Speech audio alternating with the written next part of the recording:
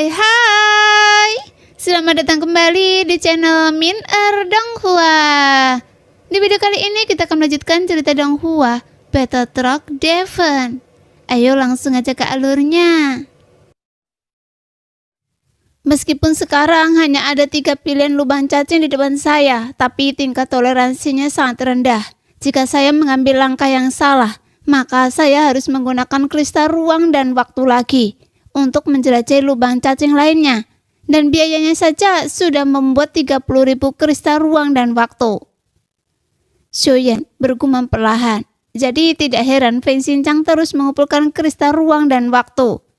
Mungkin dia juga telah memasuki salah satu lubang cacing ini, tetapi dia mungkin tidak menemukan jiwa gua kekosongan.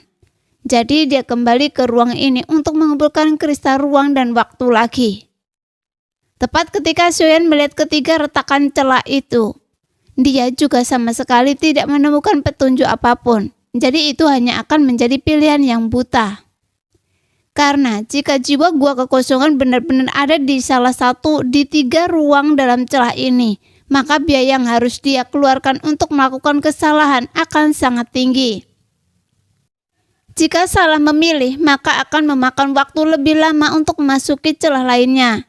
Lagi pula dalam situasi saat ini, kristal ruang dan waktu juga tidak akan mudah dikumpulkan. Namun meskipun ini sulit bagi Dewa Abadi tingkat ketiga biasa untuk berhadapan dengan binatang ruang angkasa yang membawa krisis sendirian. Tetapi Xiaoyan berbeda dari mereka, karena Xiaoyan telah memperoleh jiwa ungu gua kekosongan sebelumnya.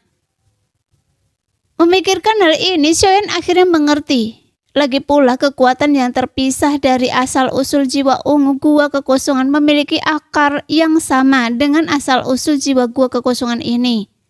Jadi seharusnya jiwa ungu gua kekosongan secara alami dapat merasakan kehadiran jiwa gua kekosongan di antara 3 celah tersebut.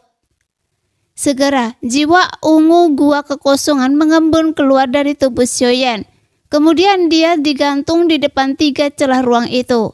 Meskipun masing-masing retakan ruang besar ini memancarkan cahaya yang berbeda, tapi Xiaoyan tidak yakin tentang ini, karena dia juga tidak tahu bisakah jiwa ungu Zhu Dongxi merasakannya dan memberinya bimbingan. Namun setelah Xiaoyan dan jiwa ungu gua Zhu Dongxi terhubung di hati, dan itu seperti yang dia duga, karena Xiaoyan bisa merasakan fluktuasi aneh. Yang anehnya, nafas yang sama keluar dari ketiga celah itu. Jika kekuatan jiwa Xiaoyan cukup kuat, Xiaoyan dapat merasakannya. Namun ada fluktuasi aura yang lebih halus yang hanya dapat dirasakan oleh Xiaoyan dengan bantuan jiwa ungu gua kekosongan.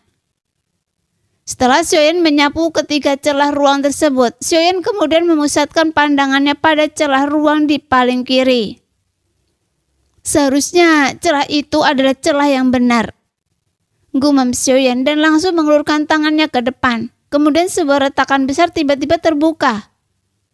Pada saat yang sama, 2 retakan lainnya juga langsung menghilang.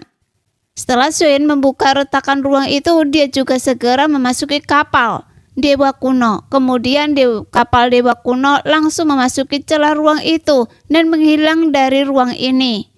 Sehingga kegelapan di depan matanya menghilang dalam sekejap. Bahkan suasana di sekitar juga berubah menjadi terang. Karena dalam lipatan ruang dan waktu ini tidak ada kehampaan lain, melainkan dunia yang terfragmentasi. Dan ruang di sini juga tampak terpelintir. Dengan benua-benua miring dan bintang-bintang tampak terpotong 2 oleh pedang raksasa. Tampaknya semuanya tersedia di sini. Dan kelihatannya juga sangat berantakan. Yang seolah-olah segala sesuatu yang ada di ruang ini tampaknya tiba-tiba terbelah di tengah, lalu disatukan kembali secara tidak teratur. Xiaoyan bahkan dapat melihat ukuran yang sangat berbeda pada sebuah bintang yang berbeda warna, yang menunjukkan 2 bintang membentuk satu kesatuan, sehingga keanehan di ruang ini agak di luar ekspektasi Xiaoyan. Karena meskipun ruang aneh ini tampak disatukan, tetapi tampaknya sejalan dengan kemampuan jiwa gua kekosongan. Bagaimanapun, jiwa gua kekosongan memiliki kekuatan untuk melakukan perjalanan melalui kehampaan. Adapun jiwa ungu gua kekosongan milik Xiaoyan, dia hanya memberikan sebagian kecil kekuatannya kepada Xiaoyan. Namun ia juga mampu memungkinkan Xiaoyan untuk berteleportasi antar bintang. Hanya saja itu juga akan menghabiskan sejumlah besar kekuatan jiwa. Jadi Xiaoyan tidak akan menggunakannya dengan mudah. Kecuali jika diperlukan. Tentu saja jika kekuatan jiwa Xiaoyan bisa menerobos lagi. Saat dia bisa mencapai jiwa alam kekosongan yang lebih tinggi dari jiwa alam keinginan, Xiaoyan dapat menggunakan kekuatan jiwa alam kekosongan untuk bergerak dengan lebih bebas. Dan ini bukan lagi masalah tentang kecepatan, tapi ini adalah pertukaran ruang yang menghemat perbedaan waktu di antara keduanya. Pada saat ini, Xiaoyan terus mengendalikan kapal dewa kuno untuk bergerak maju perlahan. Meskipun kehampaan di sini tampak terlalu halus, tapi saat bergerak, semua yang ada di depannya juga ikut bergerak. Jadi untuk sesaat, bahkan mustahil untuk mengetahui apakah alam kapal dewa kuno yang bergerak atau seluruh dunia hampa ini yang berubah. Pada saat berikutnya, kapal dewa kuno tiba-tiba bergemetar. Kemudian terlihat jelas dalam kehampaan pada detik berikutnya, tetapi tiba-tiba jatuh ke tanah pada saat berikutnya. Hanya saja tanahnya terlihat sangat aneh, karena tanah tersebut seolah-olah tergantung terbalik dalam kehampaan. Melihat pemandangan itu, Xiaoyan juga sedikit mengernyit, dan harus mengubah arah kapal dewa kuno. 100 kaki ke depan, kemudian benua yang ditabrak menghilang tanpa ada yang tersisa. Seolah-olah semua yang baru saja terjadi hanyalah sebuah ilusi. Kemudian, sebuah gelombang besar lainnya setinggi sekitar 10.000 kaki muncul di depannya. Di sini ada sebuah lautan yang sangat luas, tetapi laut tersebut tidak tenang. Karena ombak yang mengerikan yang tingginya 10.000 kaki terus menyapu, sehingga terdengar suara gemuruh satu demi satu. Dan pada saat ini, sesosok monster dengan 8 lengan dan tubuh hitam pekat menyerbu keluar dari ombak. Tapi Xiaoyan mengabaikan kawanan monster yang menyerbu ke arah kapal dewa kuno dan terus mengendalikan kapal dewa kuno untuk terus maju. Namun tapi Xiaoyan tidak bergerak tanpa tujuan. Sebaliknya dia terus mencari arah yang benar melalui persepsi jiwa kekosongan. Sepertinya ada kekuatan yang luar biasa dari ruang angkasa ini, dan kekuatan aturan menyatukan ruang-ruang yang tak terhitung jumlahnya. Meskipun apa yang Anda lihat di hadapannya Anda tidak nyata, tapi ini adalah sebuah labirin besar, jadi tidak mudah untuk keluar dari lubang cacing ini. Ye Beijing berkata perlahan.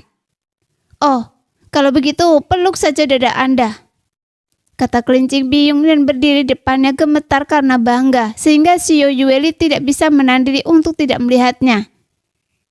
Ibu baptis saya sangat kuat dan pasti ada jalan keluar.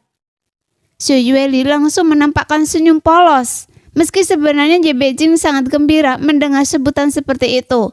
Setelah Ye Beijing tersenyum, dia tiba-tiba menatap Xiao Yueli dengan serius dan berkata, "Gadis kecil, bagaimana Anda bisa dekat dengan wanita ayah Anda? Kalau butuh bantuan, saya dapat membantu. Panggil saja saya Ibu Baptis." Ye Beijing mendengus pelan dan berkata dengan nada bercanda, "Tidak juga, ayah belum pernah bertemu seseorang yang sekuat Ibu Baptis saya." Xiao Yueli berkata dengan nada main-main lagi. Jelas dia tidak akan meminta bantuannya dengan mudah. Karena sebagai reinkarnasi yang mulia, masalah seperti itu dapat dipecahkan hanya dengan menggunakan pikirannya sedikit, tanpa memerlukan Ibu Baptis saya untuk mengambil tindakan. Jelas, Ye Beijing sangat menyukai judul ini. Kemudian pemandangannya tertuju pada Xiaoyan sambil menunjukkan kekaguman. Tapi sebenarnya Xiaoyan bahkan tidak memikirkannya. Karena kalau dia terburu-buru masuk tanpa tujuan, kemungkinan besar dia akan menabrak benda-benda di sepanjang jalan. Lagi pula dia tidak akan pernah tahu apa yang mungkin dia tabrak. Setelah masuk ke sini, Xiaoyan telah menggunakan kekuatan jiwa ungu gua kekosongan. Meskipun dia tidak tahu apakah arahnya benar, namun Xiaoyan hanya bisa terus melakukan ini. Meski jalannya agak aneh, tapi perasaan itu makin lama makin kuat. Jadi setidaknya ruang yang dia datangi benar. Hanya saja meskipun Xiaoyan memasuki ruang ini, dia juga mungkin tidak dapat menemukannya. Karena ruang yang terpelintir itu seperti ilusi. Jadi apa yang Xiaoyan lihat mungkin tidak nyata. Jadi akan memakan banyak waktu untuk menemukan jalan yang benar. Bagaimanapun Tuhan adalah dunia dan laut adalah kehampaan. Itulah area misterius tempat Xiaoyan berada. Setelah lubang cacing itu berguncang beberapa saat, sebuah sosok datang dari kejauhan dan bongkahan besar kristal es mengembun keluar dari kekosongan. Pada saat yang sama, dua naga es raksasa berlari kencang di kehampaan dengan sebuah sosok berdiri di kepala mereka dengan rambut panjang terbuat dari kristal es dan mengenakan baju besi kristal es yang tebal. Dia berdiri di kepala naga tersebut dengan tombak es hitam dan wajah sepertinya diukir oleh jiwa es, dengan mata yang penuh dengan niat membunuh yang terkunci ke satu arah, yang seolah-olah sosok ini telah bertekad untuk menemukan reinkarnasi yang mulia sebelum roh pohon yang tergila-gila itu tiba. Karena dia ingin menyimpan kue ini untuk dirinya sendiri. Tepat saat dia berlari kencang, naga es raksasa di bawah kakinya tiba-tiba bergetar hebat, dan salah satu sayapnya hancur berkeping-keping dengan suara dentuman yang keras. Binglai dong, saya sudah lama menunggu Anda, jadi apakah Anda mau ikut dengan saya? Nah, demikianlah video hari ini. Terima kasih sudah menonton video Min sampai selesai. Sampai jumpa lagi di video selanjutnya.